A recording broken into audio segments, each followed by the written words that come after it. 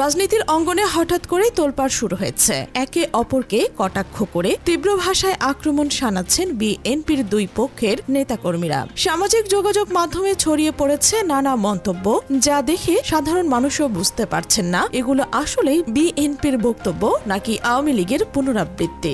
ঘটনার সূত্রপাত বিএনপির একজন শীর্ষ নেত্রীর বক্তব্য ঘিরে। তিনি একজন রাজনৈতিক প্রতিপক্ষকে আক্রমণ করে তীব্র ভাষায় মন্তব্য করেন। এ সময় ছাত্র সংগঠনের এক প্রার্থী অভিযোগ তোলেন, প্রশাসন নাকি ইচ্ছাকৃতভাবে শিবিরকে ডাকসু নির্বাচনের সুযোগ করে দিয়েছে। অন্যদিকে বিএনপির এক উপদেষ্টা হুঁশিয়ারি দিয়ে বলেন, সাম্প্রতিক সহিংসতা ঘটিয়েছে কালো শক্তি। কিন্তু এখানেই তৈরি হয় বিভ্রান্তি, কারণ বিএনপির এই বক্তব্যগুলো শোনার পর মনে হচ্ছে এগুলো যেন আওয়ামী লীগের প্রচলিত ভাষারই প্রতিধ্বনি। আওয়ামী লীগের মতোই বিএনপিও এখন শিবিরকে রাজাকার ট্যাগ দিচ্ছে, বিরোধীদের কালো শক্তি বলছে, এমনকি ব্যক্তিগত কটাক্ষেও নামছে। এখানে এসে মূল চরিত্র হয়ে ওঠেন হাসনাত আব্দুল্লাহ। জুলাই আন্দোলনের সময় থেকে তাকে অনেকেই ক্যাপ্টেন বাংলাদেশ বলে ডাকলেও সম্প্রতি সময়ে তার জনপ্রিয়তা আরো বেড়েছে। বিশেষ করে 5 আগস্টের পর থেকে তিনি দৃঢ় অবস্থান নিয়ে বেশ কিছু ঘটনায় মুখ্য ভূমিকা রাখেন। আনসার বিদ্রোহ দমন থেকে শুরু করে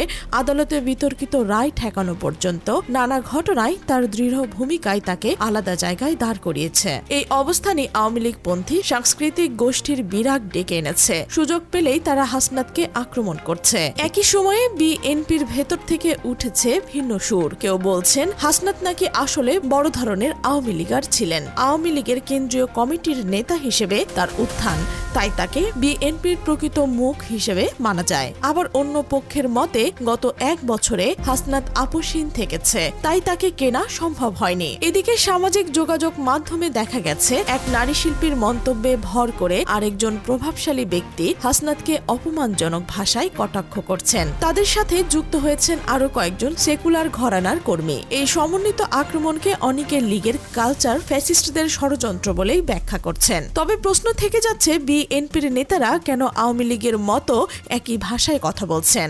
দলের অভ্যন্তরীণ দ্বন্দ্বই কি এর মূল কারণ, নাকি বাম ঘরানার প্রভাবশালী অংশ বিএনপির মূল বক্তব্যকে পাল্টে দিয়েছে? অনেকে মনে করছেন বিএনপি যেন ধীরে ধীরে আওয়ামী লীগের ছায়াতেই রাজনীতি করছে। অন্যদিকে হাসনাতকে ঘিরে যে বিতর্ক, তা কেবল ব্যক্তিগত আক্রমণ নয়, এটি দলের ভবিষ্যৎ দিক নির্দেশনা নিয়েও প্রশ্ন তুলছে। অনেকের মতে এনসিপির উচিত হাসনাতের মতো আপোষহীন রাজনীতি গ্রহণ করা, কারণ তার ভেতরে এখনো জুলাইয়ের চেতনা টিকে আছে। তবে যদি কখনো প্রমাণ হয় হাসনাত আপোষ করছেন বা অন্যায় করছেন, তখনই জুলাই প্রদীপ নিভে যাওয়ার দিন আসবে। বিতর্কের জট আরো ঘনীভূত হয়েছে এই কারণে যে রুমিনা ফারহানার পক্ষ থেকে শোনা যাচ্ছে তিনি আদালতে হাসনাতের বিরুদ্ধে মামলা করার কথাও ভাবছেন। রাজনৈতিক সংঘাত যদি আইনের পথে গড়ায়, তবে বিএনপির ভেতরকার এই ভাঙন আরো প্রকট আকার নিতে পারে। এখন প্রশ্ন একটাই, আসলে কারা বিএনপির প্রকৃত পথ প্রদর্শক? দল কি সত্যি আওয়ামী লীগের দেখানো পথে হাঁটছে, নাকি ভেতরে লুকানো দ্বন্দ্বই প্রকাশ্যে ফেটে পড়ছে?